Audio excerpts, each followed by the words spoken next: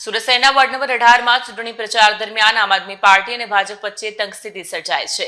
આપ નેતા રજનીકાંત વાઘાણીએ ગંભીર આક્ષેપ કરતા જણાવ્યું છે કે ભાજપના કાર્યકરોએ તેમના ઉમેદવાર ગૌતમ પટેલનું અપહરણ કરી અજ્ઞાત સ્થળે લઈ ગયા હતા અને તેમના પર ચૂંટણીમાંથી નામાંકન પાછું ખેંચવા માટે દબાણ કર્યું। સુરત શહેરના વોર્ડ નંબર 18 માં ચૂંટણી પ્રચાર દરમિયાન આમ આદમી પાર્ટી અને ભાજપ વચ્ચે તંગ સ્થિતિ સર્જાઈ છે। વાઘાણીએ આરોપ લગાવ્યો છે કે ભાજપના નેતાઓ અને કાર્યકરોએ વોર્ડ નંબર 18ના આપ ઉમેદવાર ગૌતમ પટેલને બંધક બનાવી લીધા હતા। ધમકી આપી ફોર્મ પાછું ખેંચવા માટે રાત્રિથી જ દબાણ શરૂ કર્યું હતું। તેમણે એમ પણ કહ્યું કે આ કૃત્યમાં પોલીસ પણ ભાજપના ઇશારે કામ કરી રહી છે, જે ગેરબંધારણીય અને લોકશાહી વિરોધી છે। જોકે પાછળથી રજનીકાંત વાઘાણીએ જણાવ્યું કે તેમણે ગૌતમ પટેલને સહી સલામત જગ્યાએ પહોંચાડી દીધા છે। ઉમેદવાર ગૌતમભાઈ પટેલે પણ પોતાની સ્થિતિ સ્પષ્ટ કરતા કહ્યું, હું ચૂંટણી લડવા તૈયાર છું। વાઘાણીએ ચેતવણી આપતા કહ્યું કે ભાજપના નેતાઓ તથા તેમના ઇશારે કામ કરતી પોલીસ ખોટા દબાણ અને હરકતો બંધ કરે, ઉમેદવારોને દબાવવાની કોઈપણ કોશિશનો મજબૂત જવાબ આપવામાં આવશે।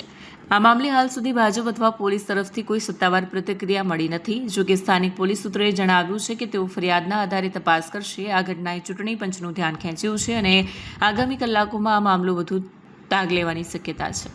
કેમેરામેન હકીમ શેખ સાથે વસીમ હાસમીનો રિપોર્ટ, આઝાદ ન્યૂઝ, સુરત। નમસ્કાર, હું રજનીકાંત વાઘાણી, સુરત લોકસભા પ્રમુખ, આમ આદમી પાર્ટી। આજે સવારે અમારા સુરત મહાનગરપાલિકાના વોર્ડ નંબર 18ના ઉમેદવાર ગૌતમભાઈ પટેલને ભાજપના લોકોએ ગઈકાલે રાતથી બંધક બનાવી દીધા હતા। એટલે કે એમને રીતસરનું એમનું અપહરણ કરી એમની મરજી વિરુદ્ધ અજ્ઞાત જગ્યાએ લઈ ગયા હતા।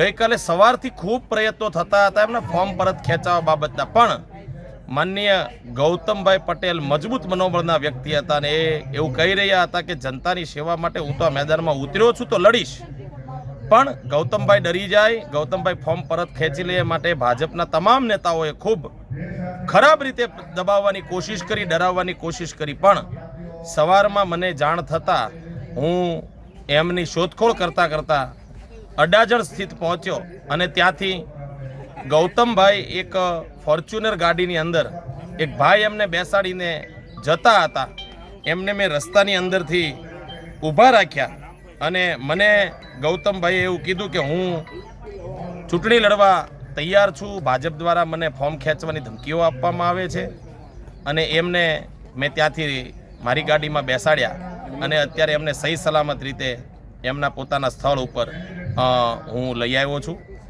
અત્યારે આમ આદમી પાર્ટીનો કાર્યક્રમ ચાલી રહ્યો છે, એમાં અમારા ઉમેદવાર ગૌતમભાઈ પોતે પણ હાજર છે।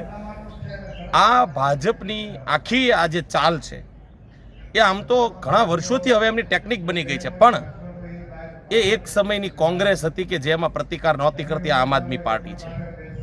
આમ આદમી પાર્ટી કંઈ દબાશે નહીં, ડરશે નહીં અને તાકાતથી અમે જવાબ આપીશું। એટલે ભાજપના નેતાઓને એના ઈશારે કામ કરતી પોલીસને મારે કહેવાનું છે કે તમે ભાજપના નેતાના ઈશારે ખોટા ધંધા કરવાનું બંધ કરી દો, અમારા ઉમેદવારોને દબાવવાનું બંધ કરી દો।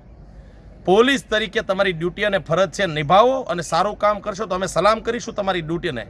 પણ તમે ટોમી બની કમરે પહેરવાના પટ્ટા જો ગળામાં ઘાલીને આટા મારશો તો અમે એનો જવાબ આપીશું। અમને કાયદા કાનૂન આવડે છે, અમારા કોઈ પણ ઉમેદવારોને દબાવવાની કોશિશ કરી છે તો આમ આદમી પાર્ટી મજબૂતાઈથી એનો જવાબ આપશે। આભાર। ભારત માતા કી જય।